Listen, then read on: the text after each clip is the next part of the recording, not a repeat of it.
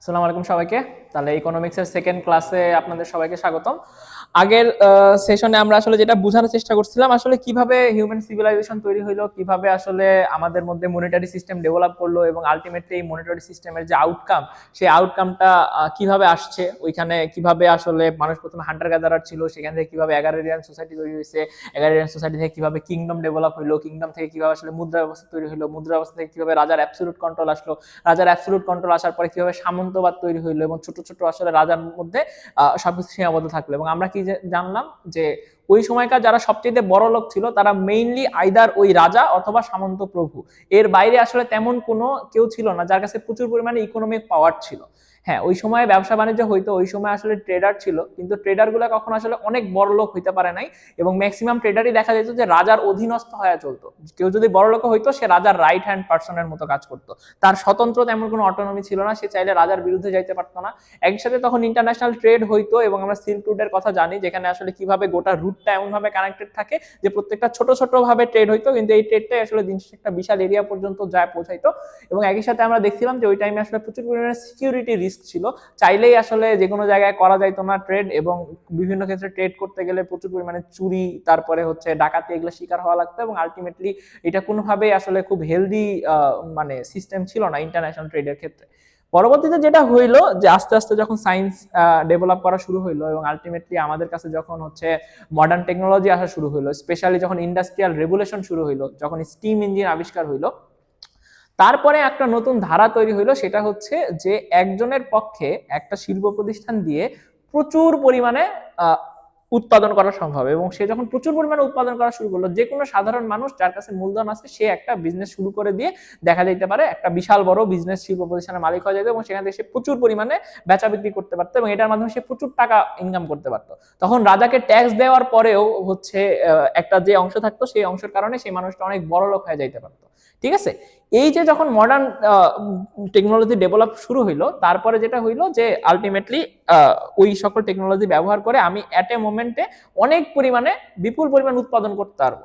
এই ধারণা যখন তৈরি হইলো তখন মানুষের কাছে একটা পাওয়ার চলে আসলো এবং এই পাওয়ারের ফলস্বরূপ এবং এটারই অংশ হিসাবে যেটা ডেভেলপ করলো সেটা হচ্ছে ক্যাপিটালিজম। প্রথমে আমরা ক্যাপিটালিজম বোঝার চেষ্টা করব, তারপরে ক্যাপিটালিজম কেন থ্রাইভ করলো সেটা বোঝার চেষ্টা করব এবং আলটিমেটলি ক্যাপিটালিজমের ফ্লস যেগুলো ছিল সেটা আসলে আমরা বোঝার চেষ্টা করব এবং ক্যাপিটালিজম থেকে কিভাবে কলোনিয়ালিজম সৃষ্টি হইলো এই জিনিসটাকে আমরা বোঝার চেষ্টা করব। এই ক্লাসে আমরা এতটুকুই বোঝার চেষ্টা করব। এখন প্রথমে ক্যাপিটালিজম, ক্যাপিটালিজম বলতে বোঝায় যে আমার কাছে কয়েকটা জিনিস আছে। প্রথম কথা হচ্ছে একটা হচ্ছে ল্যান্ড, ল্যান্ড একটা হচ্ছে লেবার, আর একটা হচ্ছে ক্যাপিটাল। এই তিনটা জিনিস। এখন ল্যান্ড বলতে কি, তুমি একটা শিল্প প্রতিষ্ঠান তৈরি করবা, সেই শিল্প প্রতিষ্ঠান যেই জমির উপরে তৈরি হবে সেটা হচ্ছে ল্যান্ড। একই সাথে ওই শিল্প প্রতিষ্ঠান তৈরি করতে তোমার কাছে যেই ইনস্ট্রুমেন্ট বা যেই জিনিসটা দরকার, যেই মেশিনগুলো দরকার, সেইগুলো কি ল্যান্ডের অংশ। লেবার বলতে আসলে বোঝায় যেই শ্রমিকরা এখানে কাজ করে, অর্থাৎ যেই শ্রমিকগুলা তোমাকে উৎপাদন করে দিবে, সেই শ্রমিকদের শ্রমকে বোঝানো হচ্ছে এই ক্ষেত্রে লেবার। এবং ক্যাপিটাল বলতে আসলে যেটা বোঝানোর চেষ্টা করা হচ্ছে সেটা হচ্ছে টাকা বা ডলার। ঠিক আছে, তো মেইনলি কোনো একটা জিনিস যদি আমরা তৈরি করতে যাই তাহলে আমাদের তিনটা জিনিস লাগে। একটা, ওই শিল্প প্রতিষ্ঠান যেখানে তৈরি করব তার জন্য আমার ল্যান্ড লাগবে, সেই শিল্প প্রতিষ্ঠান থেকে শিল্প প্রতিষ্ঠানের জন্য কলকারখানার জন্য যে সকল মেশিনারিজ লাগবে সেই মেশিনারিজ গুলো আমার কেনা লাগবে এবং একই সাথে আমার শ্রমিক লাগবে। এবং আলটিমেটলি আমার কাছে যদি বেশি টাকা থাকে তাহলে আমি বেশি বড় ল্যান্ড নিতে পারবো, বেশি শ্রমিককে কাজে লাগাইতে পারবো এবং আমি কি বেশি উৎপাদন করতে পারবো।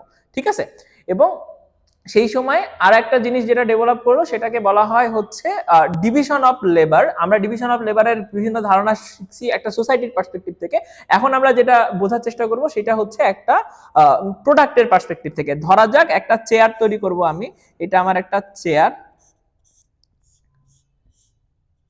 সেই চেয়ারের জন্য কি করা লাগবে, এই যে এক একটা করে পা লাগে, তাহলে এখন যে ডিভিশন অফ লেবার তৈরি হইলো, এখন একটা মিস্ত্রি থাকবে যে মিস্ত্রির কাজ হচ্ছে সে খালি পা তৈরি করবে। ঠিক আছে, আরেকজন মিস্ত্রির কাজ থাকবে যে খালি এই যে এখানকার বসার যে সিট, এই সিটটা তৈরি করবে। আর একজনের ইয়া থাকবে যে যে উপরের যে যে জায়গাটা আমরা হেলান দেই সেই হেলান দেওয়ার জায়গা তৈরি করবে। ঠিক আছে? তাহলে 3 টাইপের মিষ্টি থাকবে, 3 টাইপের একটা অংশ কি করবে, এই পা তৈরি করবে, একটা অংশ সিট তৈরি করবে, একটা অংশ হচ্ছে এই যে এখানে আমি হেলান দেই সেই জায়গাটা তৈরি করবে। বুঝে গেছে? এবং সে কিন্তু গোটা চেয়ারটা তৈরি করে না, সে এই জাস্ট একটা একটা করে অংশ তৈরি করে, এবং সে ওই একটা জিনিস তৈরি করতেই একদম মানে বিশাল পরিমাণে স্পেশালাইজ। সে প্রচুর পরিমাণে পা তৈরি করে, সে প্রচুর পরিমাণে সিট তৈরি করে, এবং সে প্রচুর পরিমাণে রেস্টিং যে জিনিসটা আছে সেটা তৈরি করে, এবং আলটিমেটলি একটা জায়গায় যায় এই প্রত্যেকটা জিনিসকে অ্যাসেম্বল করে এই চেয়ারটা বানানো হয়। ঠিক আছে? তো এই 4টা জিনিস, তাহলে এখন মনে করো 4টা কারখানা আমি তৈরি করলাম, যাদের কাজ হচ্ছে চেয়ার তৈরি করবে।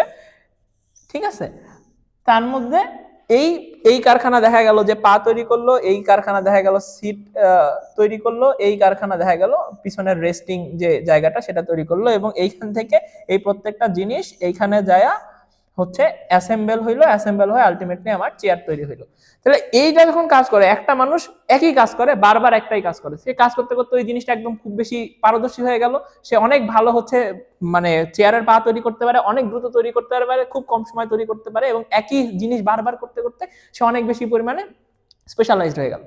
এবং এর সাথে আরেকটা জিনিস তুমি নিতে পারো, সেটা হচ্ছে টাইম, যেটা আসলে ডাইরেক্টলি না হলেও ইনডাইরেক্টলি কোরিলেট করে। সেটা হচ্ছে এখন এই প্রত্যেকটা জিনিস তোমরা বুঝে গেছো, স্পেশালাইজেশন হইলো এবং টাইমের একটা ব্যাপার থাকলো। যত বেশি স্পেশালাইজড হবা তত বেশি তুমি কম টাইমে ভালো জিনিস তৈরি করতে পারবা, এবং যত বেশি তুমি জিনিসটা তৈরি করতে পারবা ওই জিনিসটা তৈরি করার যে ক্যাপাসিটি সেটা তোমার মধ্যে ডেভেলপ করবে। ঠিক আছে? তাহলে আলটিমেটলি কি হইলো, এখন মনে করো দুইজন ক্যাপিটালিস্ট আসছে, ক্যাপিটালিস্ট 1 এবং ক্যাপিটালিস্ট 2। একজনের কাছে ল্যান্ড আছে বেশি পরিমাণে, একজনের কাছে লেবার আছে বেশি পরিমাণে, একজনের কাছে ক্যাপিটাল আছে বেশি পরিমাণে, এবং সে এই জিনিসটাকে ডিভিশন অফ লেবারে ভাগ করছে, এবং একই সাথে সে প্রোডাকশনে নামছে। আরেকজন আছে যার কাছে এই 4টা জিনিসই খুব কম পরিমাণে আছে। এখন আমরা তাদের মধ্যে একটা কম্পারিজন যাওয়ার চেষ্টা করব। ঠিক আছে?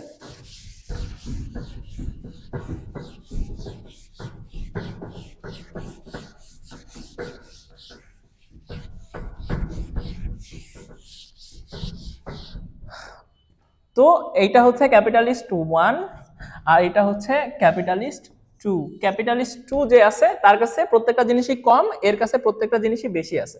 এখন চিন্তা করো, আমার কাছে ধরো প্রথমে আমি এগ্রিকালচারাল প্রোডাক্টিভিটির জায়গা থেকে চিন্তা করি, তাহলে আমার কাছে একটা বিশাল বড় ল্যান্ড আছে, আমার কাছে ধরো 100 হেক্টর ল্যান্ড আছে, এর কাছে আছে হচ্ছে 10 হেক্টর ল্যান্ড।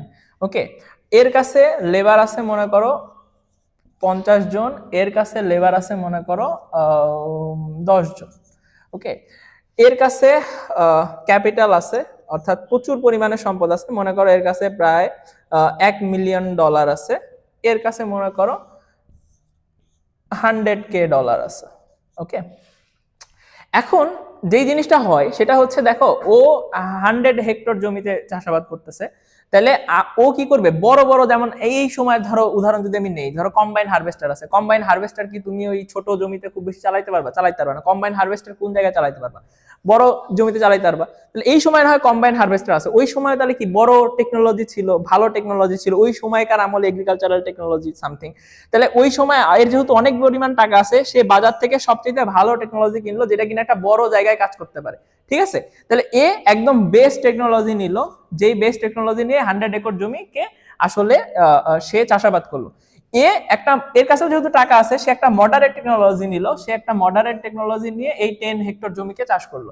এখন এর কাছে যেহেতু বেস্ট টেকনোলজি আছে, সে কি করলো, এই জিনিসটাকে যত দ্রুত, যত কম সময়, যত ভালোভাবে আসলে চাষাবাদ করতে পারবে, সে নিশ্চয়ই অতটা কম সময় অত দ্রুত জিনিসটাকে চাষাবাদ করতে পারবে না।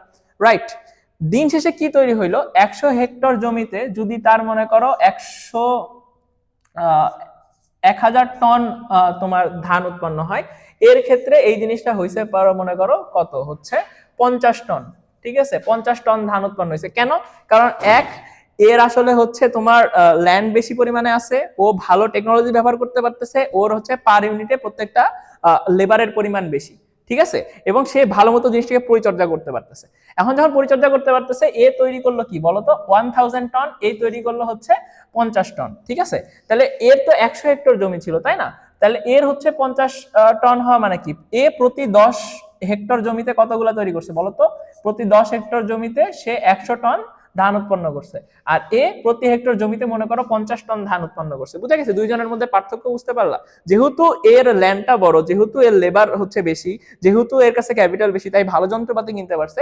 আলটিমেটলি কি করছে, পার ইউনিটে, ঠিক আছে, পার ইউনিটে তার প্রোডাকশনটা বেশি না, পার ইউনিটের প্রোডাকশন বেশি। এখন মনে করো এরা দুইজনে আছে বাজারে বিক্রি করতে, ঠিক আছে, এ হচ্ছে সেলার 1, এ হচ্ছে সেলার 2। হ্যাঁ, এই সেলার 1 এর সেলার 2 এর, ও নিয়ে আসছে 100 টন ধান, ঠিক আছে। সে তাহলে কি করতে পারবে, ধরো 1 টন ধান, সে 1 টন ধান বিক্রি করবে মনে করো $1, বোঝার সুবিধার্থে, ঠিক আছে। আর ও 1 টন ধান বিক্রি করবে হচ্ছে 1 টন ধান বিক্রি করবে হচ্ছে $2। যদি সে $2 বিক্রি করে, আর যদি সে সরি 1 টন $2, যদি সে $2 বিক্রি করে আর যদি সে $1 বিক্রি করে, তাহলে দুইজন দিন শেষে মোটামুটি একই পরিমাণ জিনিস বেচতে পারবে। বুঝা গেছে?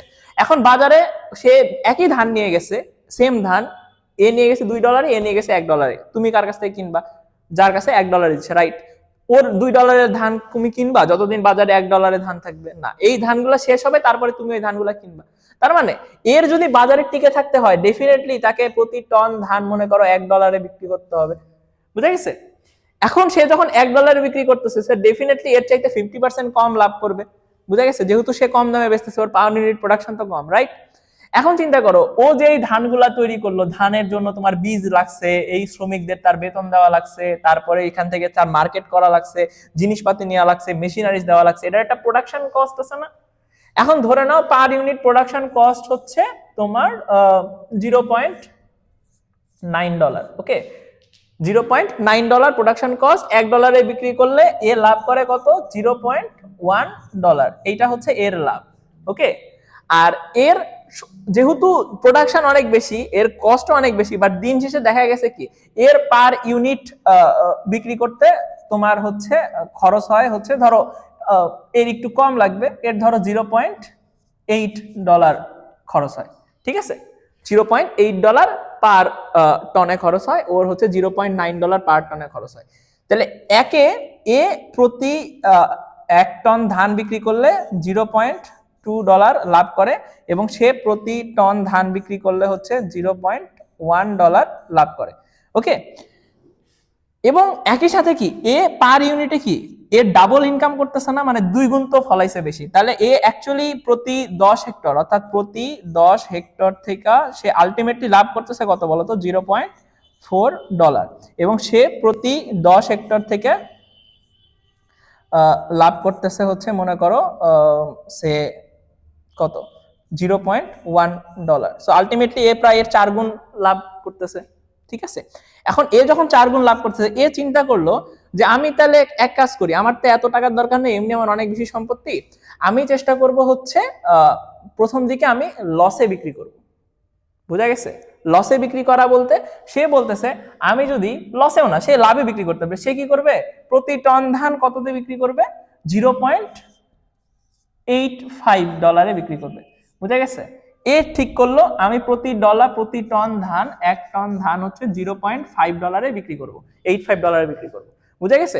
যদি সে $0.85 বিক্রি করে, স্টিল তার লাভ থাকতেছে কত বলতো, $0.05। আর এর কিন্তু লস হয়ে যাচ্ছে, এর লস কি, $0.05, কারণ এর কি 0.9 বা $0.9 সে বিক্রি করতেছে। তাহলে যদি সে 0.9 নিয়ে বাজারে যায় আর এ যদি 0.85 নিয়ে বিক্রি করে, সেম লজিক, সবাই কোনটা কিনবে, 0.85 এরটা কিনবে, 0.9 এরটা তো কিনবে না। তাহলে পার ইউনিটে তার লাভ কত হচ্ছে, 0.05, আর এর লস কত হচ্ছে, 0.05। বুঝা গেছে? এখন ওকে লসে বিক্রি করা লাগবে, এ লাভে বিক্রি করতে থাকবে। বুঝা গেছে?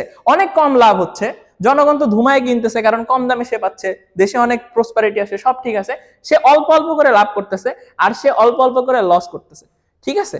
তাহলে যখন সে লস করতেছে, তার কাছে টোটাল মূলধন কত ছিল বলতো, 100K বা হচ্ছে তোমার কি বলে 10 লাখ, সে 100K মানে কত, 1 লাখ টাকা। এর কাছে ছিল কত, $10 মিলিয়ন। এর কিন্তু প্রত্যেক মোমেন্টে কিছু সামথিং, অর্থাৎ এই যে 1000 টন সে ধান বিক্রি করবে, প্রত্যেক টনে হচ্ছে সে 0.5, মানে প্রত্যেক বছরে সে প্রায় হচ্ছে মনে করো $50 করে তার বাড়বে। ঠিক আছে। আর এর কিন্তু একটা নির্দিষ্ট সংখ্যায় টোটাল যোগ বিয়োগ করে প্রতি ইয়াতে 0.5 মানে প্রতি ইয়াতে ওর প্রায় হচ্ছে ধরো প্রায় $5 করে লস হবে, বুঝা গেছে। এখন বিষয়টা তো জাস্ট $5 বা $50 না, এটা অনেক সম্পত্তি, এটা জাস্ট সিম্পলিফাই ওয়েতে বুঝাইলাম বুঝার সুবিধার্থে। কিন্তু অ্যাকচুয়ালি কি ওর লসটা অনেক বেশি হবে না পার ইউনিটে, যদি হচ্ছে 0.5 লস আর যদি পার ইউনিটে লাভ বেশি হয়, তার মানে উইথ টাইম সে অল্প অল্প করে বড়লোক হবে, কিন্তু বড়লোক হইতে থাকবে আর এর সম্পদ কমতে থাকবে, বুঝা গেছে। এখন চলো এই সবকিছু বোঝা হয়ে গেল, জিনিসটাকে আমরা একটু মুছে ফেলি। এখন আমরা বোঝার চেষ্টা করব যে 10 বছর পরে আসলে সিচুয়েশনটা কি হইলো।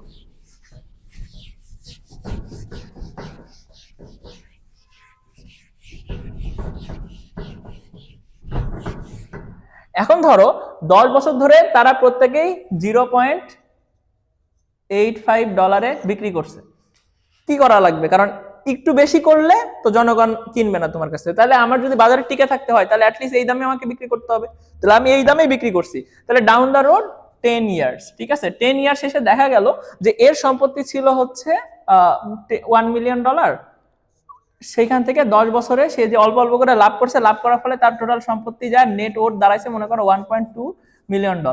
ওকে, ইনকামের থ্রু 10 বছরের থ্রু। আর এ কি হয়েছে, এই যে প্রত্যেক বছর একটু একটু করে লস করলো, করতে করতে কি হয়েছে, তার 100K ছিল, হ্যাঁ 10 বছর পরে তার কাছে এখন কত, 0।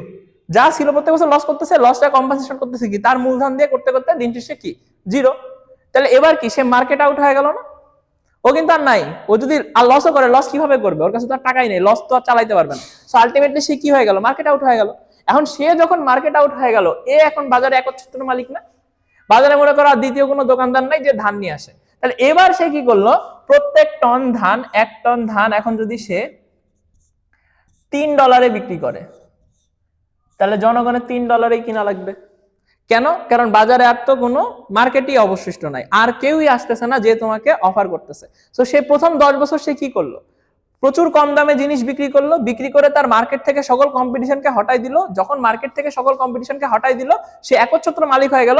এবার সে বিশাল দামে বিক্রি করলো, বুঝা গেছে। এখন দেখা গেল আগামী 2-3 বছরের মধ্যে, 2-3 ইয়ারের মধ্যে 3 গুণ বা 4 গুণ বা 5 গুণ দামে বিক্রি করে সে অ্যাটলিস্ট এই যে 10 বছরে সে যে লস করছিল বা আস্তে আস্তে লাভ করতেছিল, সেটাকে সে পোষায় নিল, বুঝা গেছে।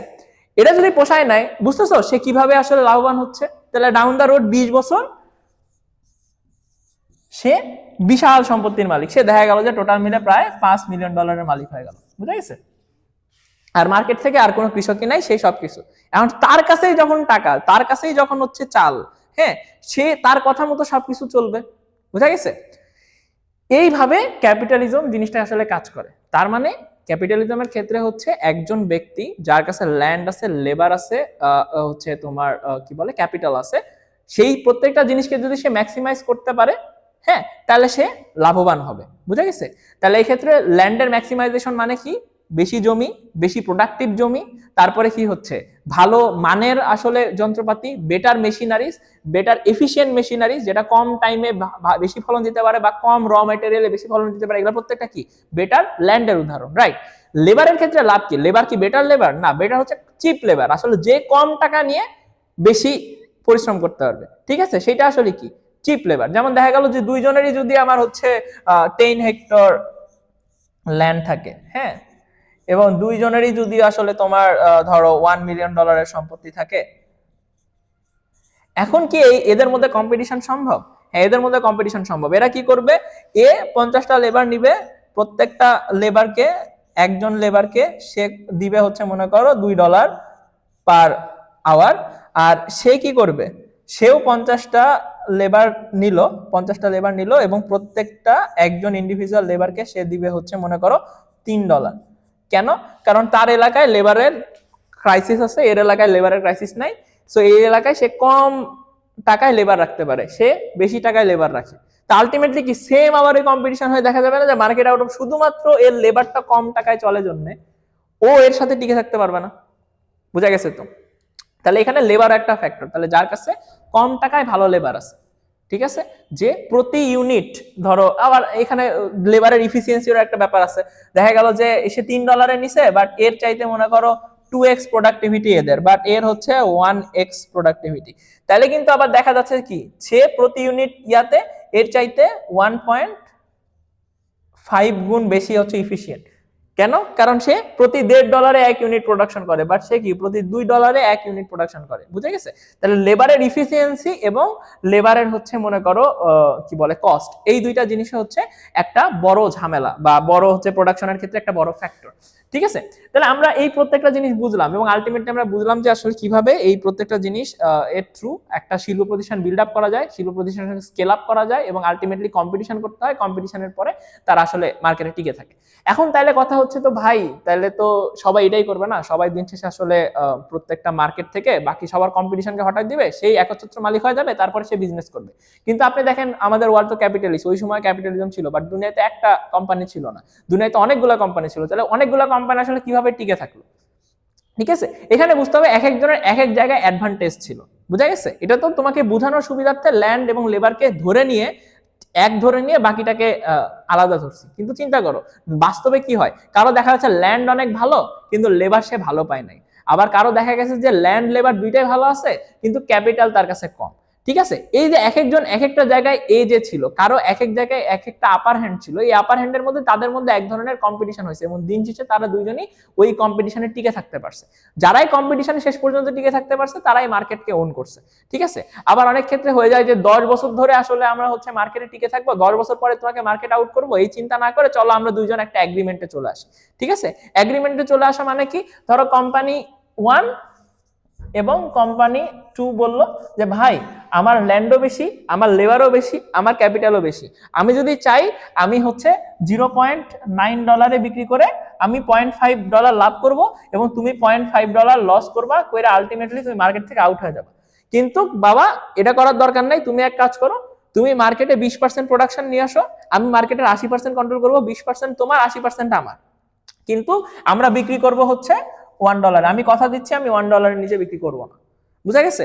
যদি $1 সে বিক্রি করে তাহলে ও একটা লাভ পাবে না, এ লাভ বেশি করবে বাট ও লাভ কম করবে। যেহেতু এ বড়, যেহেতু এ লাভ বেশি করবে, সে কি করলো, একটা ডিল করলো তাদের সাথে। ডিল করার ফলে সে কি বললো যে আমি কমাবো না, তুমি মার্কেটে থাকো আমি মার্কেটে থাকি, তুমি মার্কেটে ওন করবা 20%, আমি মার্কেটে ওন করবো 80%। আমি হচ্ছে যদি 8 টন ধান নিয়ে যাই মার্কেটে, তুমি মার্কেটে 2 টন ধান দিবা, এই হিসাবে তুমিও টিকে থাকো আমিও টিকে থাকো, তুমিও লাভ করো আমিও লাভ করি। এই যে একটা তাদের মধ্যে কন্ট্রাক্ট, এই জিনিসটাকে আমরা বাংলা কথায় বলি সিন্ডিকেট। বুঝা গেছে? Syndicate is nothing but A contract between to same trading company. বুঝা গেছে? তারা একত্রভাবে সিদ্ধান্ত নিল যে আমরা মার্কেটে এরকমই দাম রাখবো, বিনিময়ে তুই মার্কেটে এতটুকু নিবা আমি মার্কেটে এতটুকু নিব, তাহলে দুইজন একই সাথে কোএক্সিস্ট করতে পারে সিন্ডিকেটের থ্রু। আবার কি দেখাইছি যে কারো ল্যান্ডে আপার হ্যান্ড আছে, কারো লেবারে আপার হ্যান্ড আছে, কারো ক্যাপিটাল আপার হ্যান্ড আছে, যে যেখানে আপার হ্যান্ড আছে সে ওইটাকে দিয়ে ব্যবহার করে এজ নেওয়ার চেষ্টা করছে এবং আলটিমেটলি মার্কেটে টিকে থাকার চেষ্টা করছে। বুঝে গেছে? এই জায়গায় যে জিনিসটা কাজ করে এটাকে বলা হয় ইনভিজিবল হ্যান্ড। ওকে, ইনভিজিবল হ্যান্ড অ্যাডাম স্মিথের একটা খুবই চমৎকার কনসেপ্ট এবং সেটা দেখানোর চেষ্টা করে যে কিভাবে ক্যাপিটালিজমের দিন শেষে আসলে মার্কেটটা টিকে থাকবে এবং মানে কি বলে জনগণ বা কনজিউমারদের অনেক বেশি শোষণের শিকার হইতে হবে না। সেটা হচ্ছে তুমি যদি আলটিমেটলি একটা বানাইলা, প্রতিষ্ঠান বানাইলা, ওই ওই উদাহরণটাই নিয়ে যাও যে ধরো মার্কেটে হচ্ছে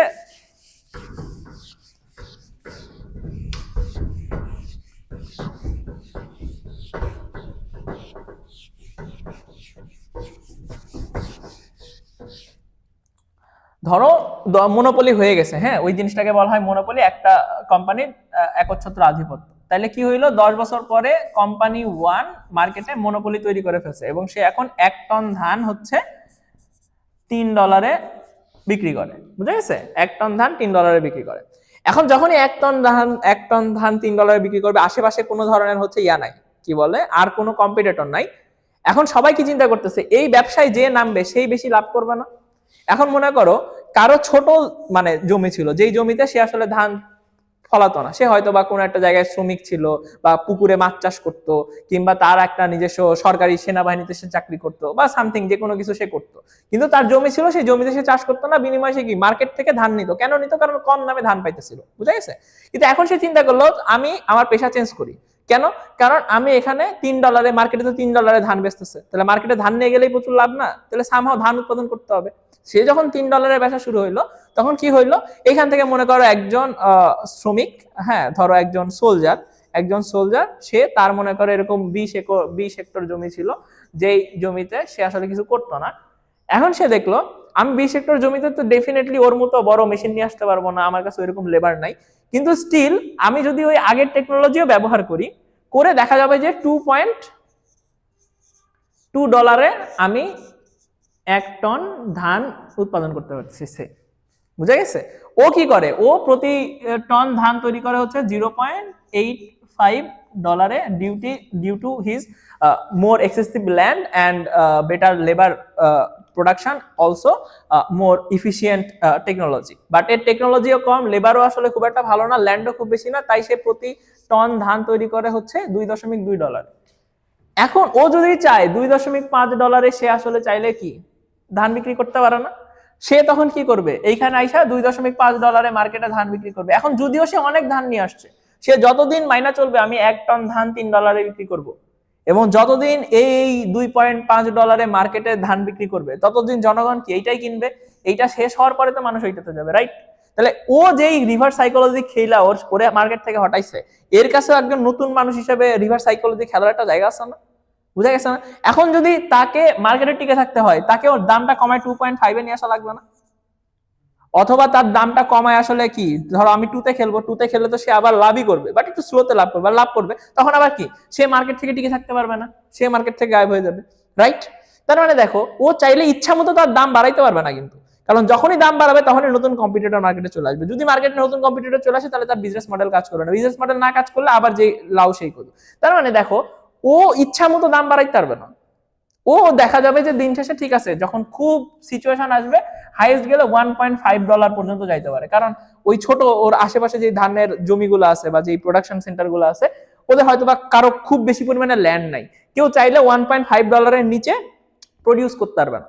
যখন থাকবে না, সে সারা জীবন $1.5 1 টন ধান বিক্রি করতে হবে। এখন $1.5 পার টন ধান কিন্তু অনেক বড় কোনো সমস্যা না, এবং সবাই 1.5 টন ধান কিনতে পারবে, ওই ওই সক্ষমতা কিন্তু সবার আছে, বুঝতেছো?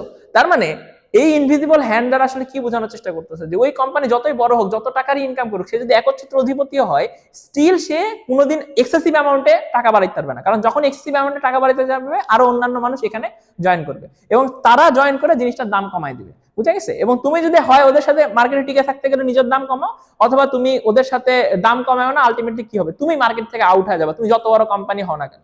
এই জন্য দেখবা হিস্ট্রিতে অনেক বড় বড় কোম্পানি আসছে, যারা ধরো নোকিয়ার মতো কোম্পানি একটা সময় জায়ান্ট ছিল, হঠাৎ করে রাতারাতি নাই। ব্ল্যাকবেরির মতো কোম্পানি বিশাল বড় জায়ান্ট, প্রত্যেকে ব্ল্যাকবেরি ফোন ইউজ করে, রাতারাতি নাই, 2 বছরের মধ্যে কোম্পানি গায়েব হয়েছে। কেন?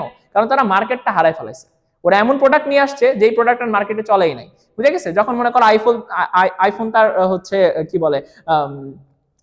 বলে আইফোন বের করলো, আইফোন যখন টাচ স্ক্রিন ডিসপ্লে নিয়ে আসলো, আর ব্ল্যাকবেরি তখন বাটনওয়ালা ফোন নিয়ে আসলো, আগের বছরে ব্ল্যাকবেরির মার্কেট শেয়ার যদি 40% হয়, পরের বছর আর কেউ ব্ল্যাকবেরি বাটনওয়ালা ফোন কিনলো না, সবাই কি কিনলো? আইফোন কিনলো। আলটিমেটলি কি, ব্ল্যাকবেরির বিশাল বড় কোম্পানি, বিলিয়ন বিলিয়ন ডলার বিনিয়োগ, প্রতি বছর তারা lakh lakh crore crore unit blackberry phone বিক্রি করে, কিন্তু কেউ কিনবে না কেন? কারণ বাজারে মার্কেটে বেটার টেকনোলজি চলে আসে, সো তারা রাতারাতি মার্কেট থেকে গায়, বুঝতে পারছো? তাহলে এই যে মার্কেট ক্যাপচারের যে ধারণাটা, এই মার্কেট ক্যাপচারের ধারণা পরবর্তীতে ইকোনমিক্স বুঝতে গেলে আমাদের আরো বড় কাজে লাগবে, ওইটা নিয়ে আমরা পরে কথা বলবো। জাস্ট এতটুকু বুঝো কিভাবে মার্কেটটা ক্যাপচার করে, ঠিক আছে? এবং মার্কেট ক্যাপচারে কিভাবে অল্টারনেটিভ যে ফ্যাক্টর গুলো আছে তারা নিজেদের মধ্যে কম্পিটিশন করে আলটিমেটলি ওই দামটাকে ইচ্ছা মতো বাড়াতে দেয় না, একটা জায়গায় স্টেবল করে রাখে, এবং যেটা আসলে জনগণের জন্য সহনীয় মাত্রায় থাকে। এবং সহনীয় মাত্রায় থাকার কারণে ক্যাপিটালিজম বাই ইটস নেচার মানে নিজেরা কম্পিট করে খুব বেশি মানে অ্যাগ্রেসিভ হয়ে যায় না, বুঝে গেছে? এটা অ্যাডাম স্মিথের ধারণা ছিল, পরবর্তীতে এটাতে ভুল প্রমাণিত হয়েছে, পরবর্তীতে অনেক ঝামেলা তৈরি হয়েছে, ঠিক আছে? সো এই ছিল হচ্ছে তোমার ওভারঅল ক্যাপিটালিজমের ধারণা, ক্যাপিটালিজম আসলে জিনিসটাকে কিভাবে গ্রো করছে।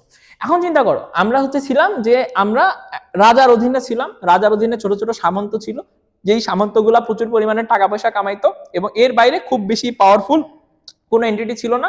ওই সময় ব্যবসা প্রতিষ্ঠান ছিল, বা যে কয়েকটা ব্যবসা প্রতিষ্ঠান ছিল, হয়তো রাজা নিজেই ওই ব্যবসাগুলো পরিচালিত করতো নিজের কাউকে দিয়ে, অথবা সে কি করতো, সে হচ্ছে অন্যের থ্রু আসলে ব্যবসা করতো, বা তাকে ট্যাক্সেশন করে তার কাছ থেকে টাকা কামাই নিত। অর্থাৎ রাজা এবং রাজার সামন্ত ছাড়া কারো কাছে ইকোনমিক পাওয়ার ছিল না, বুঝে গেছে?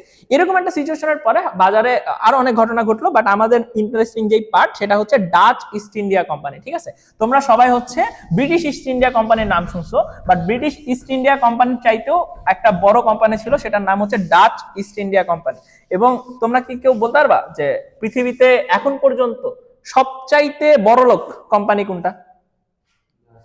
Dutch east India company. পৃথিবীতে ডাচ ইস্ট ইন্ডিয়া কোম্পানির চাইতে বড়লোক কোনো কোম্পানি আসে নাই এবং মনে হয় না কোনোদিন আসবে। সে এতই বড়লোক ছিল। এটা নিয়ে তোমরা পড়াশোনা করবা। বর্তমানের যে মডার্ন জমানা ইলন মাস্কের হচ্ছে টেসলা বা স্পেসএক্স এর কথা চিন্তা করো, বা হচ্ছে অ্যামাজন কিংবা অ্যাপেল কিংবা এনভিডিয়ার কথা চিন্তা করো, যারা 3 ট্রিলিয়ন 5 ট্রিলিয়ন ডলারের কোম্পানি হয়েছে, এরা ওই ডাচ ইস্ট ইন্ডিয়া কোম্পানির কাছে আসলে কিছুই ছিল না। সে এত বেশি পরিমাণে বড়লোক ছিল। ঠিক আছে, এখন ডাচ ইস্ট ইন্ডিয়া কোম্পানি কি করলো, আমরা ক্যাপিটালিজমের আচ্ছা ক্যাপিটালিজম সম্বন্ধে আরো একটা ধারণা দেই। আচ্ছা আগে আগে এই জিনিসটা বুঝাই যে ডাচ ইস্ট ইন্ডিয়া কোম্পানি আসলে কি করলো, তারপরে আমরা ক্যাপিটালিজমের ওই ধারণাটা নিয়ে কথা বলবো। তো ডাচ ইস্ট ইন্ডিয়া কোম্পানি কি করতো, তারা ইউরোপে, এটা হচ্ছে ইউরোপ, এইটা হচ্ছে ইন্ডিয়া, সে বোঝার সুবিধার্থে। তো কি করলো, ইউরোপ থেকে এই গোটা অংশটা হচ্ছে আফ্রিকা। তো প্রথম যখন ইউরোপে কলোনাইজেশনের টাইম আসলো, তারপরে কি হইলো, ভাস্কো ডা গামা এখান থেকে একটা রুট আবিষ্কার করলো আফ্রিকার তল দিয়ে যায়া এই যে ইন্ডিয়া, এবং এইখানে হচ্ছে ইন্দোনেশিয়া ছিল, এই ইন্দোনেশিয়ায় যাইতো। এইখান থেকে তারা মশলা নিত জাহাজে করে, সেই মশলা আবার তারা ফেরত নিয়ে আসতো, ফেরত নিয়ে আসে ইউরোপে তারা বিপুল দামে বিক্রি করতো। কেন? কারণ ইউরোপে কোনো মশলা ছিল না। বুঝা গেছে? কিন্তু সমুদ্রপথ যেহেতু আসলে অনেক বেশি পরিমাণে তোমার ঝড় ঝঞ্ঝা বা হচ্ছে প্রচুর পরিমাণে কি বলবো লস হইতো, এবং ওই সময় তোমরা জানতা যে স্কারভি রোগ হইতো। মানুষ একটা সময় পর্যন্ত জানেই না যে ভিটামিন সি এর অভাবে স্কারভি রোগ হয়। যখন তারা বুঝলো, তারপরে তারা প্রচুর পরিমাণে লেবু নিয়ে যাওয়া শুরু করলো ইয়াতে করে, জাহাজে করে, যার ফলে নাবিকরা আসলে অনেকদিন পরিমাণে বাঁচা শুরু করলো। তার আগে কিন্তু এতদিন পরিমাণ বাঁচতে পারতো না, ভিটামিন সি ডিফিসিয়েন্সি বা হচ্ছে স্কারভি রোগের কারণে প্রচুর মানুষ মারা যাইতো। বুঝে গেছে? তো এই আস্তে আস্তে যখন তারা প্রচুর পরিমাণে নেভিগেশন করা শুরু করলো, আস্তে আস্তে জাহাজগুলো আর একটু বেটার হওয়া শুরু করলো, টেকনোলজি ডেভেলপ করা শুরু হলো, তখন তারা যাইতে শুরু করলো। বাট দ্য প্রবলেম ইজ, তারা 100 জাহাজে নিয়ে গেলে 5টা জাহাজ ফিরে আসতো। কিন্তু যেই 5টা জাহাজ ফিরে আসতো, প্রত্যেকটা 5টা জাহাজ দেখা যাচ্ছে 1000 গুণ 2000 গুণ বা 5000 গুণ বেশি লাভ করতো। সো আলটিমেটলি ওই যে টাকা মশলা তারা নিয়ে আসতো, যে 3-4টা বা 5টা জাহাজে, ওই জাহাজে ওই মশলা বেচে তারা যে লাভ করতো, ওইটা দিয়ে 95টা জাহাজ যে ধ্বংস হয়ে গেছে, ওইটার ক্ষতি তারা পুষায় নিতে পারতো। ঠিক আছে, দিন শেষে তারা নেট পজিটিভ একটা রিটার্নে ছিল, তারা লাভ করতেছিল। বুঝে গেছে? লাভ করতেছে, ঠিক আছে। এখন প্রবলেম হচ্ছে, শিপ বা জাহাজ এমন একটা জিনিস তুমি চাইলেই আসলে বানাইতে পারবে না। আবার তুমি নিয়ে গেছো, ওই মশলা নিয়ে আসছো, মশলা নিয়ে আসার সাথে সাথে তো মশলাগুলো বিক্রি হয়ে যায় না, রাইট? মশলাগুলো বিক্রি হইতে সময় লাগছে, দিন শেষে তুমি লাভ করছো, বাট দেখা গেছে কি 2 বছর 3 বছর বা 4 বছর লাগছে ওই সমস্ত মশলাগুলো বিক্রি হইতে, এবং আলটিমেটলি তোমার পুরো লাভ করতে। দেন ওই টাকাগুলো দিয়ে তুমি আবার কি শিপে বিনিয়োগ করছো, আবার নতুন করে 50-100টা শিপ বিল্ড আপ করছো। তাহলে একটা জার্নি তুমি একবার করলা, ওইটা ফেরত গেলা, লাভ করলা, ওইখান থেকে আবার দ্বিতীয়বার 100টা শিপ পাঠাইতে তোমার মিনিমাম কত সময় চলে গেল? 10 বছর সময় চলে গেল, রাইট? এখন এত সময় গেলে তো বাবা সমস্যা। এখন জিনিসটা তো প্রফিটেবল, আমার সময় কমায় নিয়ে আসা লাগবে। তখন তারা চিন্তা করলো, হোয়াই নট আমরা অনেকগুলা করে শিপ পাঠানো শুরু করি। তখন তারা প্রথমে রাজার সাথে চুক্তি করলো যে, রাজা আপনি আমাদেরকে 100 করে শিপ দেন, আমি যাই প্রচুর নিয়ে আসি, ওই দিন শেষে 5টা-6টা জাহাজে করে আমি মশলা নিয়ে আসতে পারবো, ওই মশলা বিক্রি করে আপনাকেও আমি লাভ দিব, আমরাও কিছু লাভ করবো, প্রফিট শেয়ার করবো আমরা। ঠিক আছে, তখন রাজা এরকম দিল। এখন রাজার কাছ থেকে তারা প্রচুর পরিমাণে শিপ নিল, যায়, কোনোটা মানে কোন এক্সপিডিশন তারা সফল হয়, কোন এক্সপিডিশন তারা সফল হয় না, এইভাবে চলতেছিল। এরপরে তাদের মাথায় চিন্তা আসলো, হোয়াই নট আমরা এরকম করি, আমরা প্রত্যেকের কাছ থেকে, দেশের যত জনসংখ্যা আছে, সাধারণ মানুষ আছে, তাদের কাছ থেকে আমরা চলো কিছু কিছু পরিমাণ টাকা নিই। বুঝতে গেছে? রাজা একবার অনেক টাকা দেয়, কিন্তু আবার রাজা কি করে, রাজা যখন দিবে, রাজার সাথে যার সম্পর্ক ভালো, রাজা নেপোটিজম করতে পারে যে আমার যারা আছে তাদেরকে দিব, অন্যদেরকে দিব না, তাই না? আমার যারা মানে কি বলবো শুভানুধ্যায়ী আছে তাদেরকে আমি বিজনেস করতে দিব, অন্যদেরকে দিব না। এগুলো অনেক ঝামেলা ছিল। তার জন্য আমরা চলো কি পাবলিক ফান্ডিং বা ক্রাউড ফান্ডিং করি। এইখান থেকে মনে করো ক্রাউড ফান্ডিং, পাবলিক ফান্ডিং বা শেয়ার মার্কেটের ধারণা জন্ম হয়। বুঝে গেছে? এই শেয়ার মার্কেটের ধারণা হচ্ছে এরকম যে, ধরো ওইখানে মনে করো 1 মিলিয়ন জনসংখ্যা আছে। ঠিক আছে, 1 মিলিয়ন জনসংখ্যার মধ্যে থেকে মনে করো 10,000 জন মানুষ, 10,000 জন মানুষ প্রত্যেকে মনে করো $5 কইরা দিল। ঠিক আছে, তাহলে 10,000 জন মানুষ থেকে আমি আলটিমেটলি পাইলাম কত? $50,000, রাইট? এখন $50,000 যে পাইলাম, $50,000 দিয়ে মনে করো আমি হচ্ছে 10টা শিপ তৈরি করতে পারি। ওকে, 10টা শিপ তৈরি করতে পারি। এখন এই যে 10টা শিপ তৈরি করলাম, প্রত্যেকটা মানুষের কাছে কত? $5 আছে, সবাই $5 করে দিচ্ছে। এখন সামহাউ যদি 10টা শিপই ডুবে যায়, তাহলে ওর কি হইলো? প্রত্যেকটা মানুষ $5 হারাইলো না? $5 কিন্তু তার জন্য বড় কিছু না, অল্প ছোট্ট একটা অংশ, হারলে কি না হারলে ওর জন্য বড় লস নেই। অর্থাৎ লসটা কি সবার মধ্যে ভাগ হয়ে গেল, তাহলে কি রিস্কটা ভাগ হয়ে গেল না সবার মধ্যে? যদি আমি লস করি, তাহলে কেউই এমন লস করবে না যে দেউলিয়া হয়ে যাবে। বাট রাজা দেখা গেল যে একবারে $50,000 দিল, এখন গেল পুরা মিশনটা ব্যর্থ হয়ে গেল, তাহলে রাজার পুরো $50,000 গচ্চা চলে গেল। তাহলে রাজার জন্য $50,000 তো অনেক, ইভেন ইফ সে রাজা স্টিল কি তারও তো অনেক ব্যয় আছে এবং আলটিমেটলি তারও তো সমস্যা আছে। $50,000 নষ্ট হয়ে গেলে রাজার জন্য কি রিস্ক অনেক বেশি। তাই অনেক ক্ষেত্রে রাজারা করতে চাইতো, অনেক ক্ষেত্রে রাজারা করতে চাইতো না, রাজারা নেপোটিজম করতে, এরকম ধারণা থেকে সাধারণ মানুষ, সাধারণ নাবিকরা পাবলিকের কাছে টাকা নেওয়া শুরু করলো। এবং তারা কি করতো যে ঠিক আছে তুমি $5 মানে কি 0.0001% শেয়ারের মালিক হচ্ছে তুমি, বুঝা গেছে? তাহলে এখন আমি কি করলাম, 10টা জাহাজ পাঠাইলাম, হিসাব মতো একটা জাহাজ ফেরত আসলো, একটা জাহাজ 1000 গুণ লাভ করলো। আলটিমেটলি তারা দেখা গেল $50,000 বিনিয়োগ করে তারা প্রত্যেকে $1,00,000 $1,00,000 হচ্ছে সম্পত্তি বিক্রি করলো, মশলা বিক্রি করলো, লাভ করলো কত, $50,000। বুঝে গেছে? আর $50,000 লাভ করছে, এখন এই ডলার এ তো ওই কোম্পানির শেয়ার হোল্ডার, তাহলে ওকে আমার ফেরত দিতে হবে। তাহলে কি করলো, প্রত্যেককে আবার সে কি করলো, $5 পরিমাণ সম্পত্তি ফেরত দিল। বুঝে গেছে? তাহলে আমি একজন সাধারণ মানুষ হিসেবে $5 বিনিয়োগ করছিলাম, আরো $5 পাইলাম, 1 বছর পরে আমি কত ডলার পাইলাম, $10, আমার পয়সা ডাবল হয়ে গেল। বুঝে গেছে?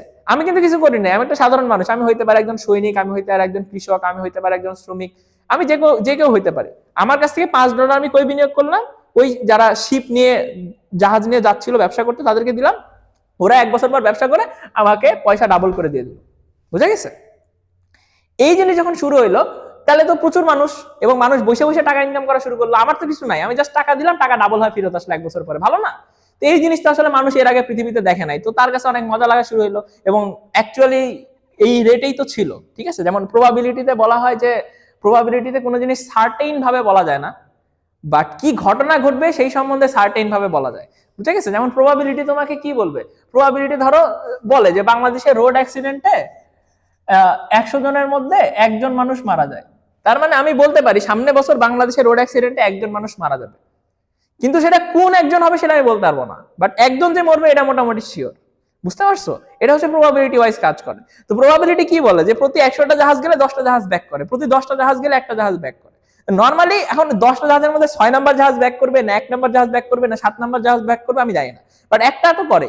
বুঝে গেছে? সো এই জায়গা থেকে প্রবাবিলিটি একটা ইন্স্যুরেন্স দেয় যে না আপনি লাভ করতেই থাকবেন। এখন এইভাবে যখন তারা এরকম ভাবে যাতায়াত শুরু করলো, প্রথমবারের মতো এই যে কি বলে $10 সে লাভ করলো, ঠিক আছে, তাহলে পরের বার সে $10 থেকে $8 বিনিয়োগ করে দিল, ঠিক আছে, এবং এইবার কতজন করছিল, 10,000 জন, 10,000 জন শুধু লাভ করছে, এবার কি 20,000 জন এখানে এনরোল করলো, তাহলে পরের বার আমার সংখ্যা হয়ে গেল কত বলতো, প্রায় $1,80,000, ঠিক আছে, সরি $1,20,000 হয়ে গেল, $1,20,000 হয়ে গেল। তাহলে আগের বারের চাইতে আমি এবার আরো $70,000 বেশি, মানে প্রায় 15টা জাহাজ আমি বেশি বানাইতে পারবো, বুঝো নাই? পরের বছর আমি আরো লাভ করলাম, দেখা গেল তিন লাখ ডলার লাভ করলাম, পরের বছর আমি $10,00,000 লাভ করলাম। আগের আমার শেয়ার হোল্ডারের কত সংখ্যা ছিল, কত 10,000, তারপরে 20,000, তারপরে 1 লাখ, তারপর 2 লাখ, তারপরে 5 লাখ, বিশাল বড় হয়ে গেল না? এখান থেকে বিশাল বড় ইন্ডাস্ট্রি দাঁড়ায় গেল। আগে আমি কি নিয়ে আসতাম, শুধুমাত্র মশলা নিয়ে আসতাম, এখন তো আমরা পোশাক নিয়ে আসি, চা নিয়ে আসি, আরো বহুত জিনিস নিয়ে আসি, ঠিক আছে। আবার আমি কি করি, ইউরোপের অনেক জিনিস আছে যেটা নিয়ে যাও ওই দেশে বিক্রি করি। সো আলটিমেটলি কি হলো, একটা বিশাল রমরমা বাণিজ্যের একটা সিস্টেম তৈরি হয়ে গেল এবং সাধারণ মানুষের কাছে টাকা আসা শুরু হইলো। বুঝা গেছে?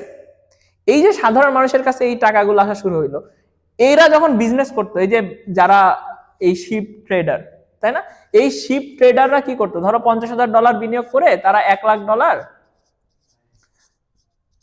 লাভ করছে, $1,00,000 লাভ করছে, সেখান থেকে সরি $1,00,000 হচ্ছে তারা পণ্য বেচছে, আলটিমেটলি তারা $50,000 লাভ করছে। এইখান থেকে সরকার একটা ট্যাক্স কাটবে না, মানে ওই রাজত্ব একটা ট্যাক্স কাটবে। ট্যাক্স কই থেকে কাটে, এইখান থেকে কাটে। এইখান থেকে মনে করো বিশাল অংশ $10,000 সে ট্যাক্স কেটে নিয়ে চলে গেল, ওকে, $10,000 ট্যাক্স, তারপরে কি $40,000 থাকে না? এই $40,000 কি ট্যাক্স ফ্রি না? এটা তো ট্যাক্স ফ্রি, এবং এটা কই পাইতেছে, সাধারণ জনগণ পাইতেছে না। ওইখান থেকে কি রাজা আবার ইনডাইরেক্ট ট্যাক্স কাটতেছে? ট্যাক্সটা একবারই কেটে নিছে, বারবার তো আর কাটবে না। বুঝে গেছে না? তাহলে ওই যে ওইখান থেকে লাভ করতে শুরু করলো, তাহলে কি হলো, সাধারণ মানুষের কাছে এবার প্রচুর পরিমাণে টাকা যাওয়া শুরু হলো না? বুঝতে পারতেছো? আগে কিন্তু সাধারণ মানুষের কাছে এইভাবে টাকা যাওয়া শুরু হয় না, এত বড় স্কেলে বিজনেস করা সম্ভব হয় নাই। কিন্তু এখন শেয়ার মার্কেটের বুমের ফলে, তারপরে ইন্ডাস্ট্রিয়াল প্রোডাকশন বাড়ানোর ফলে এখন আমি বড় স্কেলে লাভ করতে পারতেছি, এবং এই বড় স্কেলের লাভ ডাইরেক্টলি কই চলে যাচ্ছে, সাধারণ মানুষের কাছে। এখন সাধারণ মানুষের কাছে যখন প্রচুর পরিমাণে টাকা যাওয়া শুরু করতেছে, তারাও তো ওই ক্যাপিটালিজম বোঝায়, তাই না? তারাও তো যে ল্যান্ড লেবার ক্যাপিটাল, এই যে ধারণাটা দিলাম, আমার কাছে যদি ল্যান্ড লেবার ক্যাপিটাল থাকে তাহলে কি আমি প্রোডাকশন শুরু করতে পারি। বুঝো নাই? তাহলে সাধারণ মানুষের কাছে মূল সমস্যা কি ছিল? ক্যাপিটাল নাই, তাই না? আর ল্যান্ড তো সরকারের পারমিশন নিলেই হবে। আর ওইদিকে দেখা গেল যে হচ্ছে সরকার বলতে রাজা, ওইদিকে দেখা গেল রাজা তার নিজস্ব বিলাসী লাইফ লিড করতে যায়, সে চালাইতে পারে না, বিভিন্ন দেশের সাথে যুদ্ধ করে, মারামারি করে, এই করতে যায়, রাজার প্রচুর পরিমাণে ক্ষয়ক্ষতি হয়।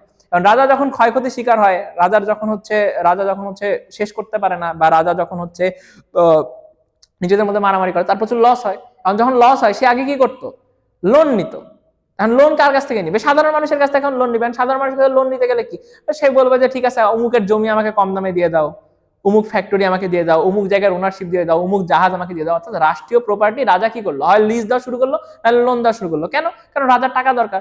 এবং এখন এই জিনিসগুলো কে নিতে পারে? আগে রাজা লোন নিতে করতো আরেক রাজার কাছ থেকে বা সামন্তর কাছ থেকে, এখন কি করতে পারে? সাধারণ মানুষের কাছ থেকে নিতে পারে না। কেন? কারণ সাধারণ মানুষের কাছে টাকা আসছে।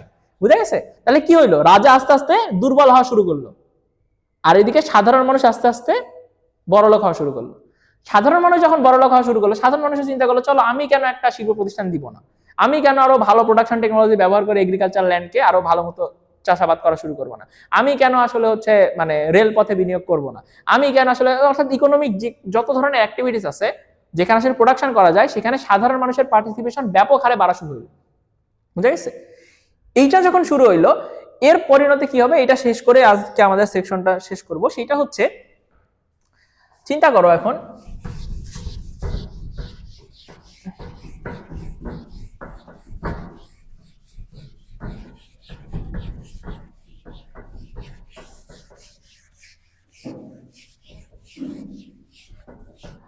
আগে একজন রাজা ছিল, সেই রাজা সবকিছু নিয়ন্ত্রণ করতো, রাজা তার সামন্তদেরকে দিয়ে সবকিছু নিয়ন্ত্রণ করাইতো, এবং রাজাই বলে দিত তুমি কি প্রোডাকশন করবা, কি প্রোডাকশন করবা, কি করবা, কি করবা না, সবকিছু রাজা ঠিক করে দিত। বাট এখন যখন মানুষের কাছে প্রচুর টাকা আসা শুরু হইলো, তারা বিভিন্নভাবে লাভ করা শুরু হইলো, বিভিন্ন জিনিসের ডিমান্ড করা শুরু হইলো, ইকোনমি বড় হওয়া শুরু করলো, মানুষের আসলে এক্সপ্লোরেশন ক্যাপাসিটি অনেক বাড়লো। এখন মনে করো প্রচুর ইন্টারপ্রেনারশিপ গ্রো হওয়া শুরু হইলো। ইন্টারপ্রেনারশিপ গ্রো হওয়া শুরু হতে বলতে, যে ধরো আগে মনে করো সে কি বলে টেবিল তৈরি করা হইতো আর চেয়ার তৈরি করা হইতো, এখন কি হইলো? হাড়ি পাতিল তৈরি করা শুরু হইলো। ঠিক আছে? হাড়ি পাতিল তৈরি করা শুরু হইলো। তারপরে কি তৈরি হইলো? যেমন ধরো আগে হচ্ছে রেল ইঞ্জিন ছিল না, এখন হচ্ছে রেলের বগি তৈরি হওয়া শুরু হইলো। তারপরে নতুন নতুন গাড়ি তৈরি হওয়া শুরু হইলো। ঠিক আছে? এই জিনিসগুলা কি আগে তো ইকোনমিতে ছিল না, তাই না? ইকোনমিতে এখন নতুন নতুন জিনিস আসলো না, যেটা আগে এক্সিস্ট করতো না। টেকনোলজি ডেভেলপমেন্ট করার কারণে নতুন নতুন প্রোডাক্ট আসলো। প্রত্যেকটা প্রোডাক্টের তৈরি করার জন্য ফ্যাক্টরি লাগবে না? তাহলে আগে যদি আমার 10টা ফ্যাক্টরি ছিল যারা কিনা আসলে 10 রকমের জিনিস তৈরি করতো, এখন আমার কি হয়েছে? 1000 ফ্যাক্টরি তৈরি হয়েছে যারা কিনা 1000 রকমের জিনিস তৈরি করে। এবং এই 1000 ফ্যাক্টরি তৈরি করার পিছনে আগে কি ছিল? এই 10টা ফ্যাক্টরি তৈরি করার জন্য মনে করো 5 জন এন্টারপ্রেনার ছিল, এবং প্রত্যেকে 2টা করে ফ্যাক্টরি অন করতো, এবং তারা সবাই কি রাজার সান্নিধ্যে ছিল, অথবা রাজারই লোক ছিল, বা রাজা নিজেই আসলে এই জিনিসগুলো চালাইতো, অথবা তার সামন্তরা চালাইতো। কিন্তু এখন 1000টা ফ্যাক্টরি প্রত্যেকটা রাজা চালাবে, এটা তো আসলে হয় না, তার পক্ষে এত কিছু ম্যানেজ করা সম্ভব না। তখন সে আসলে কি করলো? এই যে 1000টা যে ফ্যাক্টরি হবে, এখান থেকে দেখা যাচ্ছে যে 100 জন হচ্ছে রাজার ডাইরেক্ট অনুগত, বাট বাকি হচ্ছে 900 জন সাধারণ মানুষ। এরা সাধারণ মানুষের কাছে টাকা আসছে কেমনে? আসছে শেয়ার মার্কেটের থ্রু। ঠিক আছে? এরা প্রত্যেকেই মনে করো বিজনেস করে করে, তারা মনে করো হচ্ছে সে প্রত্যেকে $10,000 কামাইলো। ঠিক আছে? এবং এরা প্রত্যেকেই তখন কি করলো? ছোট ছোট শিল্প প্রতিষ্ঠান দিয়ে দিল, এবং প্রত্যেকেই শিল্প প্রতিষ্ঠান দিচ্ছে।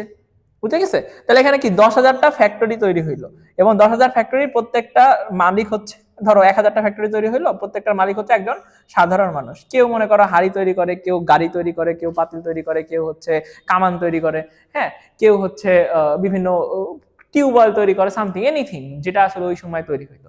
তাহলে এই যে এত ব্যাপক পরিমাণে আসলে হচ্ছে ফ্যাক্টরি তৈরি হইলো, এখন মনে করো সবার কাছে টাকা আছে, সবাই বিক্রি করতেছে, রাইট?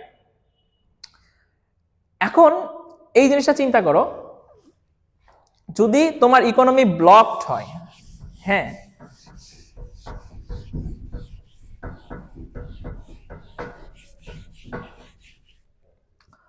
ধরো এইটা হচ্ছে তোমার পুরা নেশন, হ্যাঁ, পুরা নেশন, এর বাইরে তুমি আসলে ট্রেড করতে পারো না, এইখানেই আসলে সেন্টার অফ প্রোডাকশন হয়। তাহলে এই যে আমার রাজা ছিল, এই রাজার আন্ডারে হচ্ছে সব সামন্ত, 4টা সামন্ত, এগুলো আগে ছিল, পাওয়ার হাউস ছিল, এদের কথা সবাই মেনে চলতো, এরাই আসলে সবার নিডকে পূরণ করতো।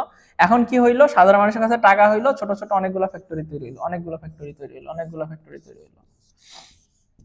এবং ওই ফ্যাক্টরির মধ্যে কি হইলো, যে মনোপলিস্টিক ক্যাপিটালিস্টিক একটা ধারণা তৈরি হলো, যেখানে তারা নিজেদের মধ্যে কম্পিটিশন করতো, কম্পিটিশন করে যে টিকে থাকতে পারতো সে অনেক লাভ করতো, যে টিকে থাকতে পারতো না সে অনেক বেশি পরিমাণে লস করতে পারতো।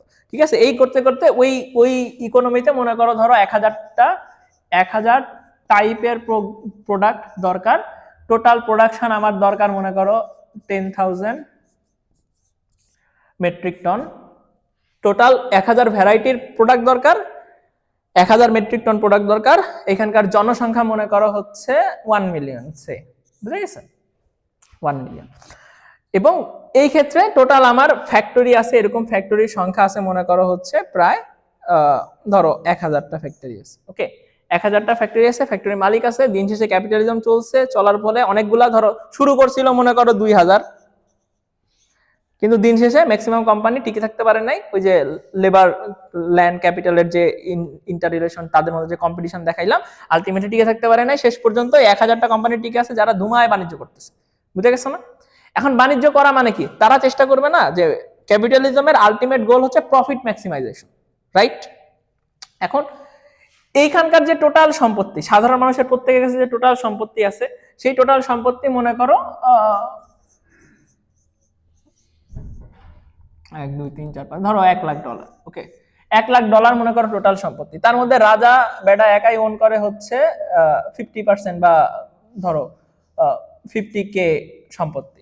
এরা প্রত্যেকে মনে করো 1K, এরা হচ্ছে 2K, হ্যাঁ, এ হচ্ছে 3K, এ হচ্ছে 4K, এ 1K, এ 3K, এ 2K, এ 5K, এরকম ভাবে বিভিন্ন সেক্টরে সম্পত্তিগুলা বন্টন হয়ে আছে।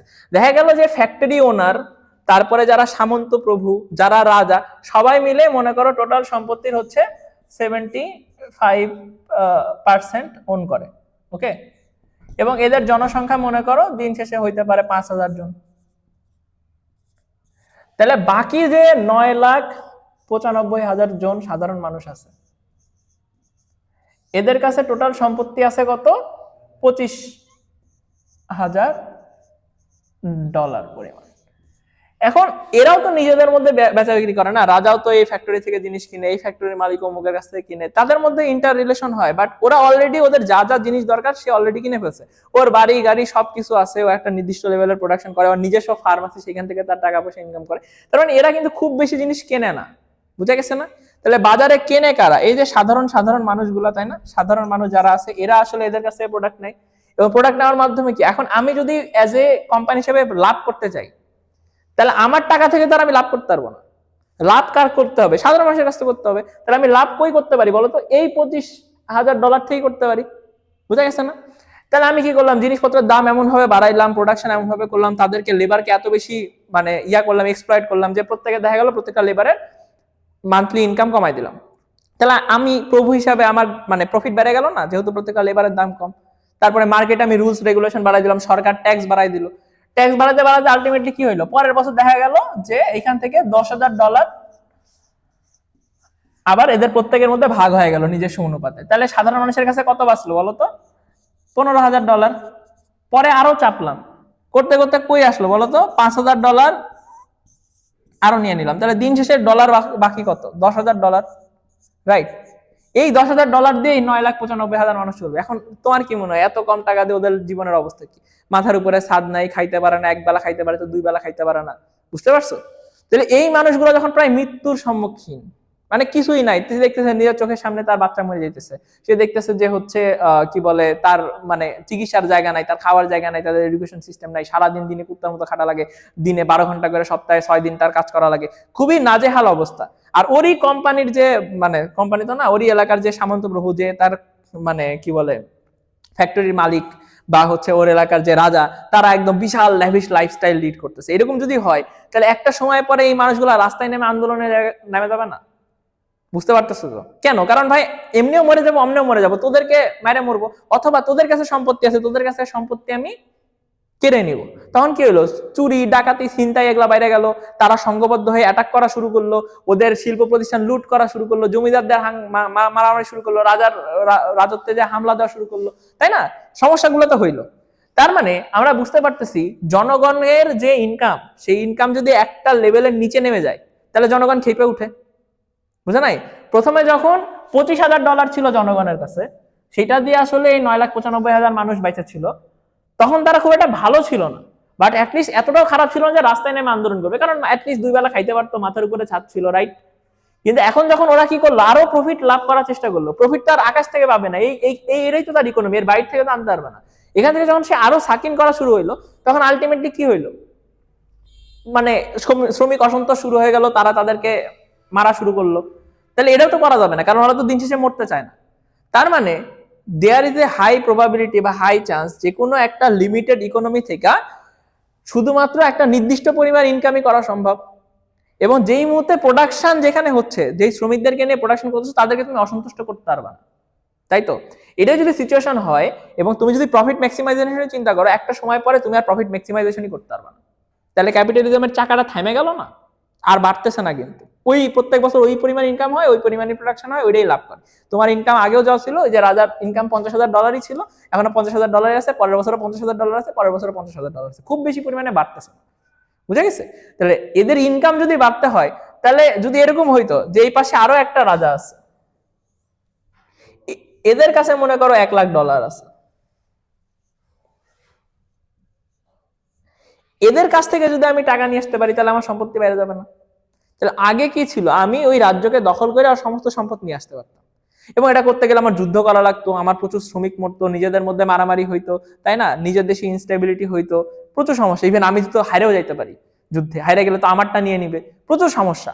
তাহলে প্রচুর কস্টলি না, একটা যুদ্ধ কিন্তু অনেক কস্টলি। আমি দিন শেষে ওই $1,00,000 হয়তো বা পাবো, কিন্তু আমারও তো খরচ চলে যাবে $50,000 বা $60,000, রাইট? তাহলে আমি কি, যুদ্ধ একটা খুব ভালো অপশন না। কিন্তু আমি যদি এই ক্যাপিটালিজমের সিস্টেমটা ওর উপরে প্রয়োগ করি, যে ওর রাজ্যে মনে করো কোনো কিছু ডেভেলপ হয় নাই, তাহলে আমার রাজ্যে অনেকগুলো শিল্প প্রতিষ্ঠান ডেভেলপ হয়েছে, আমার রাজ্যে কাঠ তৈরি হয়, আমার রাজ্যে নলকূপ তৈরি হয়, আমার রাজ্যে হাড়ি পাতিল আছে, রাইট? এই প্রত্যেকটা জিনিস ওর রাজ্যে তৈরি হয় না কেন? কারণ ওরা টেকনোলজিক্যালি পিছায় আছে। তাহলে আমি কি করবো, আমাদের কোম্পানির জিনিসগুলো ওদের বাজারে যাবে, কি করবো, প্রোডাকশন আমার থেকে, আর লোক কিনবে ওইখান থেকে। তাহলে ওদের সম্পত্তি, এই যে ওদের $1,00,000 ছিল, সে যখন আমার জিনিস কিনা শুরু করবে, সেই টাকাগুলো কি আমার ভিতরে ঢোকা শুরু করবে না? ইনফ্লাক্স আমার ভিতরে হওয়া শুরু করবে না? আস্তে আস্তে কি আমার সম্পত্তি বাড়তে শুরু করবে না? আর আমার সম্পত্তি যখন বাড়তে শুরু করবে, এ বেচারা গরিব হওয়া শুরু করবে না? এখন মজার ব্যাপার হচ্ছে, এ তো আমার রাজার রাজত্বের বাইরে, রাইট? এখন একে তো আমি ইচ্ছা মতো শোষণ করতেই পারি, তাই না? শোষণ করতে গেলে কি, ওর শ্রমিকরা খেপে যাবে, ওর দেশের মানুষ খেপে যাবে, খেপে গেলে কার বিরুদ্ধে লাগবে? ওর রাজার বিরুদ্ধে লাগবে, আমার বিরুদ্ধে তো লাগবে না। আর আমি কিন্তু ওইখানে যা জিনিসটা বেচি, ও যদি আমার বিরুদ্ধে খেপে যায়, আমি বেচা বন্ধ করে দিব, বাট আমার শিল্প কারখানায় আগুন দিবে, আমার বাসায় এসে আমাকে মারবে, আমার হচ্ছে জমিতে আগুন লাগাই দিবে, আমার ইয়াতে কাফেলায় লুটতরাজ করবে, করবে তো না। যদি ওদের দেশে খুব বেশি সমস্যা হয়, তাহলে আমি ওখানে বেচা বিক্রি বন্ধ করে দেবো, ততদিনে তো ওদের $50,000 আমার ইনকাম হয়ে গেছে, বুঝে গেছে না? তাহলে দেখো, এর সম্পত্তি থেকে এ নিয়ে গেল এই কান্ট্রিটাকে, সে একটা টার্মোয়েলের মধ্যে ফেলাই দিল, এ লাভবান হইলো, বাট ও লসে চলে গেল। কিভাবে? ক্যাপিটালিস্ট একটা মানে ক্যাপিটালিস্ট একটা কান্ট্রি বা ক্যাপিটালিস্ট একটা সোসাইটি আরেকটা সোসাইটি থেকে টাকা সাক করে নিতে পারে। এই যে আরেকটা সোসাইটি থেকে সে টাকা সাক করে নিল, আরেকটা অঞ্চল থেকে নিল, এই জায়গাটাকে বলা হয় তখন তার কলোনি, বুঝে গেছে? এবং ক্যাপিটালিজমে যদি টিকে থাকতে হয়, তার কলোনি লাগবে, বুঝা গেছে না? এই কলোনি থেকেও তো একটা হাইস্ট পরিমাণ ম্যাক্সিমাইজেশন করা যায়। ওর $1,00,000 সব সম্পত্তি যদি নেয় না, ওর তার কিছুই নেই, আর কি নিবা? তাহলে ওখান থেকে সব সাকিন করা শেষ। তাহলে পরে কি, তোমার আরো একটা কলোনি লাগবে, তাই না? ওই কলোনিতেও তো মনে করা হচ্ছে ধরো $20,000 সম্পত্তি আছে। তাহলে এই যে তুমি জিনিস বেচবা, ওদের কাছ থেকে টাকা নিবা, নিয়ে কি এর কাছ থেকে কি মানি সব, ওদের যে ভ্যালু ছিল ওই ভ্যালুটা তুমি নিয়ে নিবা, এটা আস্তে আস্তে সাক হয়ে যাবে। ওই সোসাইটিতে কেওস হবে, বাট তোমার সোসাইটিতে সমস্যা তো নাই, তাই না? ইংল্যান্ড কোথায় আর ইন্ডিয়া কোথায়? ইন্ডিয়া থেকে যদি তুমি আসলে ইন্ডিয়াতে যদি বেচো, ইন্ডিয়ার সমস্ত সম্পদ নিয়ে যাও, ইন্ডিয়ার ভিতরে মারামারি হবে, তোমার দেশের মানুষ তার ইন্ডিয়াতে থাকে না। তাহলে তোমার দেশের ইংল্যান্ড তো খুব সুন্দর, মানে হ্যাপি একটা জায়গা, একদম মানে কি বলে ঝা তকতকে একটা জায়গা, তোমার দেশে তো প্রবলেম হচ্ছে না, বুঝে গেছে? তাহলে ক্যাপিটালিজমের যদি উদ্দেশ্য থাকে প্রফিট ম্যাক্সিমাইজেশন, এবং আমি যদি জিনিস বেচতে চাই, তার কলোনি লাগবে, এবং যেই মুহূর্তে তার কলোনি শেষ হয়ে যাবে, সমস্ত কলোনি থেকে সকল সম্পত্তি নিয়ে গেছে, যেই সিস্টেমে বললাম, এই সিস্টেমের মধ্যে থেকে হাইয়েস্ট একটা পরিমাণ সম্পত্তি তো কালেক্ট করা যাবে, রাইট? এখন যদি আমি বড় পার্সপেক্টিভে চিন্তা করি, পৃথিবীর সমস্ত একটা তো টোটাল ওয়েলথ আছে, রাইট? আমাদের পৃথিবীতে যদি সবার সম্পত্তি মাপি, একটা তো না একটা ভ্যালুয়েশন আসবে, এটা তো ইনফিনিট অ্যামাউন্ট না, তাই না? এটা তো লিমিটেড অ্যামাউন্ট। তাহলে এই ক্যাপিটালিজম যদি সার্বিকভাবে ছড়াও, হয়তো তোমার 1,000 বছর লাগবে, বাট 1,000 বছর পরে ওই এই জায়গায় সমস্ত সম্পত্তির একটা বড় অংশ নিয়ে নিবে না? বুঝতে পারতেছো কিনা? ও তো নতুন কিছু করতে পারতেছে না, সবার সম্পত্তি জাস্ট কেড়ে নিজের কাছে পুঞ্জীভূত করতেছে। কেন? ওর উদ্দেশ্য কি? Profit maximisation. এবং ওর সাথে কেন পারবে না? ওই যে ল্যান্ড লেবার ক্যাপিটাল, ওই সিস্টেম। যেহেতু ওর কাছে ল্যান্ড তো আছে, লেবার তার কাছে আছে, লেবার কি উইথ টাইম স্কিলড হচ্ছে, এবং একই সাথে কি সে ক্যাপিটাল পাচ্ছে। যেহেতু সে অনেক ক্যাপিটাল পাচ্ছে, সে আরো ভালো প্রোডাক্ট মানে কি বলে R&D তে ইয়া করতে পারতেছে, আত্মনিয়োগ করতে পারতেছে, সেখান থেকে আরো ভালো টেকনোলজি আসতেছে, ওই টেকনোলজি সে অন্য কাউকে দিচ্ছে না। তো বেটার টেকনোলজি থ্রু কি সে আরো বেটার প্রোডাকশন করতে পারতেছে। ওর প্রোডাকশনের সাথে অন্য এলাকার প্রোডাকশন টিকে থাকতে পারতেছে না। কেন? কারণ ওর টেকনোলজি ওর চাইতে অনেক হাই।